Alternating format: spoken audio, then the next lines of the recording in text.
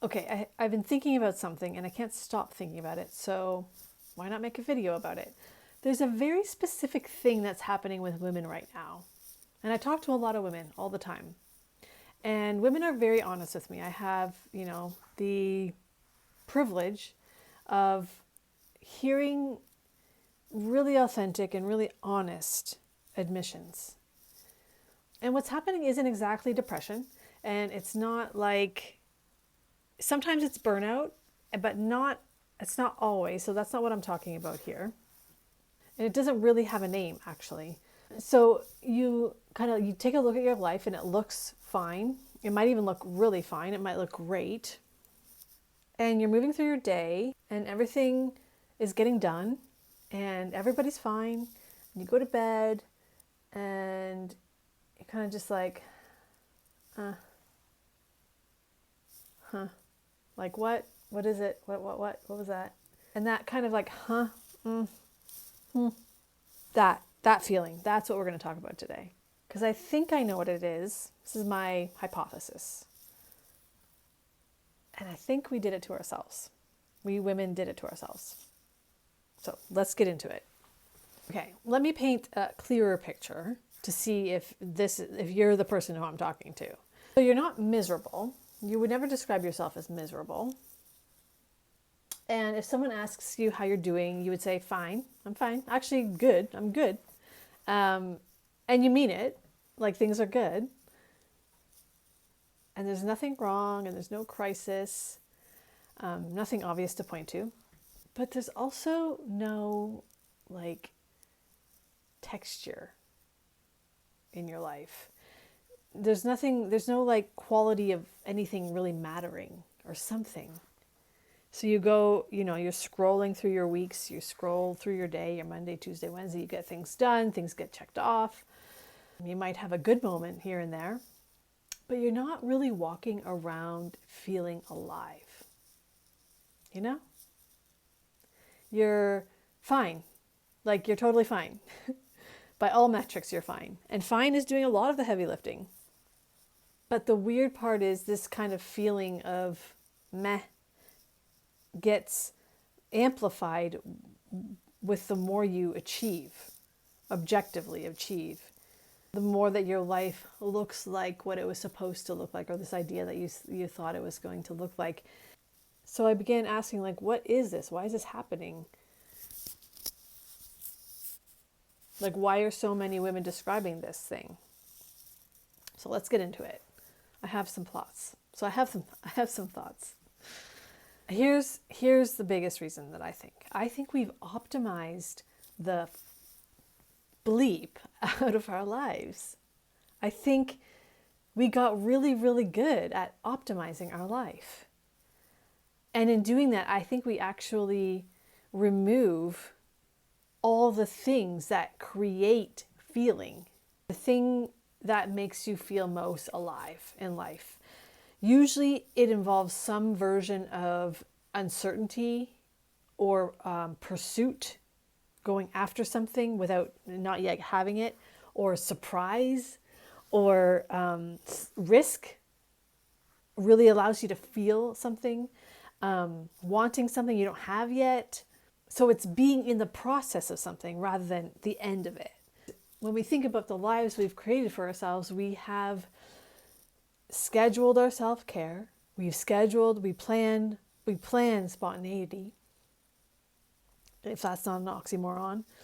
We have made vision boards of our lives that we have achieved. We meal prep. We optimize sleep. We create systems for everything. So we eliminate friction at all moments, at all steps. Everywhere we could find friction, we've removed it. And I think optimizing and removing that friction is removing feeling from things. Removing the sentient feeling that you get when you come up against not having the thing you want, or being on the journey of something, or not knowing what might happen tomorrow or next hour, or that feeling, that aliveness is getting dampened by optimizing. So there is actually research on this. The brain needs a certain amount of novelty and uncertainty to generate that chemical cocktail that makes you feel something. Desire, specifically as an example, lives in the gap between where you are right now and where you want to be. So it's the reaching for, not the having of. And we kind of like stopped reaching. We kind of have all of the things that we need. And that kind of has left us feeling kind of weirdly empty or hollow or meh. And that it's not ingratitude, it's just like what happens. Its desire doesn't have anywhere to arise from. Okay. The second thing that I feel really personally as well, and I feel what is contributing to this thing that I'm talking about, is being in manager mode most of the time. And this is really true for mothers, high achieving women who are anticipating all the time, anticipating needs, anticipating what's happening, schedules, knowing the calendar, the appointments, knowing the mental load, the grocery list. And that is the exact mental state that shuts down desire. These two modes of being the CEO, either of a large company, a small company, of your household, and being a person who actually feels alive, they are genuinely incompatible, neurologically incompatible. So when you're in that manager mode, you're in a vigilant state, a state of vigilance. Even if it's low level, even if it's just like low level managing, in the background, in the back of your brain. And that desire that I'm talking about, the aliveness that I'm talking about, it requires a completely different state of being. That desire and aliveness needs to know it's not needed right now. You're not needed for anything. So to be in a state where you can actually let go, where you can actually turn off in order to turn on. You have to turn off. You have to shut off one part of the brain to turn on the other part of the brain. Okay, and the third thing that I'm thinking about that contributes to this. This is such a tender moment in sessions when I ask this question, because when the answer is, I don't know, it tells me a lot about where we're starting from in session, where we're starting from with a client.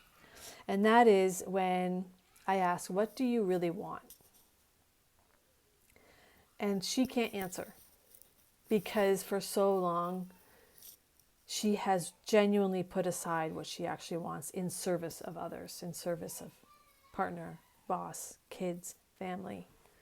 And this doesn't happen consciously until you make it conscious. It really it's a default that happens.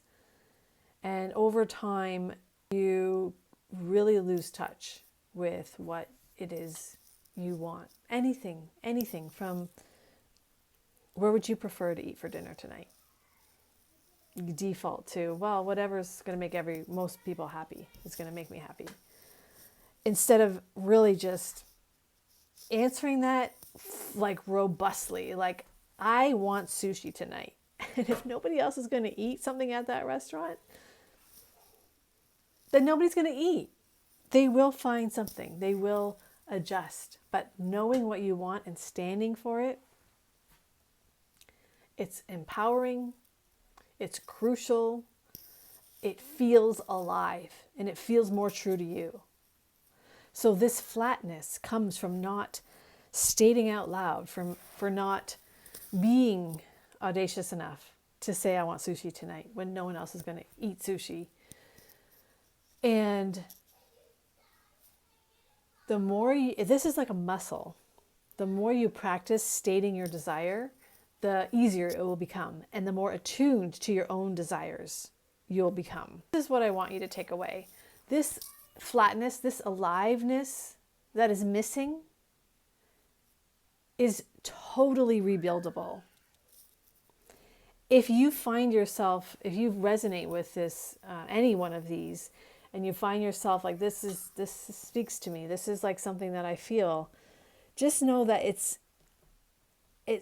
kind of like a signal that you've built a life or a lifestyle that isn't fully yours, and you can build a life and a lifestyle that is fully yours. I really believe that. And aliveness will come from that. I'm going to leave you with some questions to start this juicy process. So, number one, what did I used to want that I stopped letting myself want? What actually turns me on?